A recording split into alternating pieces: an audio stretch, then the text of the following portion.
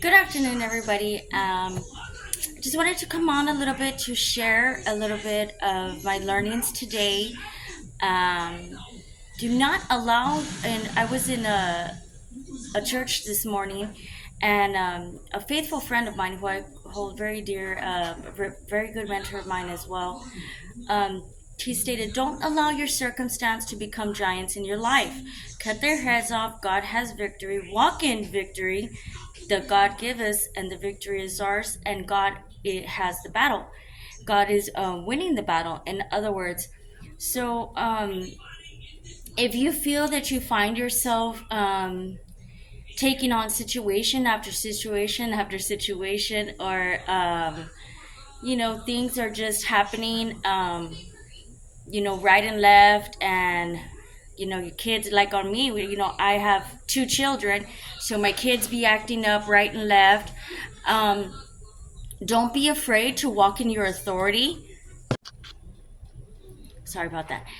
Don't be afraid to walk in your authority. Know that you are the parent and they are the child. God made you the parent for the reason. He blessed us with these children so that we could teach them right from wrong, so that we could gear them in the right direction in life, so we could let them know that when they do wrong, it comes with consequences. And if we don't raise them while they're young, then when they grow to be older, they don't know any better.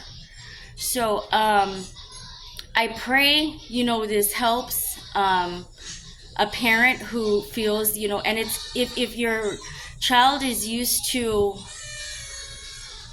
um, backlashing a lot, if they're used to, if you've let them cross boundaries and lines, then it is going to be a little bit more challenging for you to get them into line. um, if you're doing it on your own, sometimes I like to say I feel like I'm Dr. Jekyll and Mrs. Hyde, because I am, feeling both roles, and that is, challenging. It comes with its challenges, but to say that you can't do it, no, because obviously if the children are with you, if you're a single dad or a single mom, or maybe you're a parent who has the other parent who's just working all the time, so you feel like you are alone, um, then obviously, God feels that we can handle it. I wanted to share this, and this is Galatians 5:22. The fruits of the Spirit is love, joy, peace, long-suffering, kindness, goodness, faithfulness, gentleness, self-control. Against such there is no law. I'm going to jump down to 25. If we live in the Spirit, let's also walk in the Spirit. Let us not become conceited, provoking one another, or envying one another. I want to stop right there, because if we remove ourselves from situations where we are being subject to that, as far as somebody provoking you or envying you or being prideful against you, then you're gonna eliminate that, I guess, kind of trigger effect as far as you feeling a certain type of way. So I'd say just be watchful on where you are placing yourself, as far as what you're letting your eyes see, your ears hear, what you're letting into your mind and into your heart. It really is going to help you live just a better, healthier lifestyle, physically, mentally, and emotionally, if you surround yourself with some good folk, people who do have good intentions towards you, people who do want to see you succeed in life, um, people who do have your best interests. So that has helped me a lot during the past, I want to say since January, February. And then I'm going to go to Galatians 6, and it says, "Do not be deceived. God is not mocked. For whatever a man sows, that he will also reap. For he who sows of the flesh will reap corruption, but he who sows of the Spirit will of the Spirit reap everlasting life. And let us not grow weary while doing good, for in due season we shall reap if we do not lose heart. Therefore, as we have opportunity, let us do good to all, especially to those who are of the household of faith. And I also went ahead and reviewed 6:2-4, which is a good one also. And then I'm going to go ahead and read this one, which is, demonstrate your trust in me by sitting quietly in my presence. Put aside all that is waiting to be done and refuse to worry about any. This sacred time together strengthens you and prepares you to face whatever the day will bring. By waiting with me before you begin the day's activities, you proclaim the reality of my living presence. This act of faith, waiting before working, is noted in the spirit world, where you demonstrate of trust, weakness, principalities, and powers of darkness. The most effective way to resist evil is to draw near to me.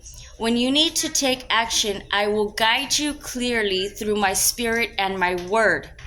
Notice he says that. When you need to take action, I will guide you clearly through my spirit and my word.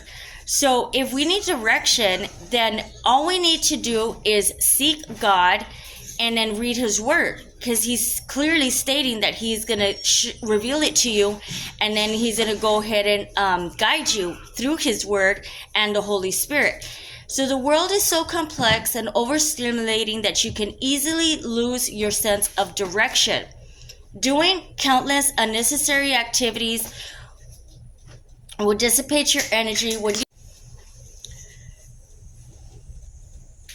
Doing countless unnecessary activities will dissipate your energy. When you spend time with me, I restore your sense of direction. As you look to me for guidance, I enable you to do less but accomplish more. And it references Luke 12:22-26, Ephesians 6:12, and Proverbs 16:3. Now, I want to read this other one, and I'm probably going to have to come back for a part 2. Dealing a death blow to sinful desires. Do not be deceived, my beloved brethren. James 1:16. At what point do you deal with sin? Not at the point of behavior, because then it's too late. Because at that point of desire. But at the point of desire. The person who is able to control his emotional responses is able to deal effectively with sin. When being bombarded by negative emotional responses, a person with a mind that is sanctified can deactivate desires before they are activated by the will. But once they capture the will, their birth is inevitable. You must deal with lustful emotions if you want to effectively deal with sin in your life. If you expose your emotions to the baited hook, you may find yourself getting hooked unless you take immediate action. And I like to call it the worry train, or the train going in the wrong way, or whatever the case, the doubtful train, whatever it is. Because all it starts is with one thought. You know, something didn't go your way, or something unexpected happened, or a circumstance came across, or a situation, or an argument, or a situation, whatever it is along that negative realm. And then from that thought, it's like a domino effect to so many other thoughts. And now you start thinking about the dog and the cat and my tia and my uncle and my neighbor's brother's friend's sister who's in the hospital, or, you know. And then now by the time you know it, you're on this worry train and thinking of the shoulda, woulda, couldas, and thinking of things that probably won't even happen. So I like to say, stop that thought, get in the word, kill that thought right then and there. Like how my friend said, the pastor, don't allow your circumstances to become giants in your life. So we want to stop that crazy train from going that way, and we want to get on God's train. So we want to get in his word, and so it can soothe us, and so we can calm down. Taking time outs with God before you do anything is really great. It's so helpful on my end. I love y'all. I'll come back for part 2.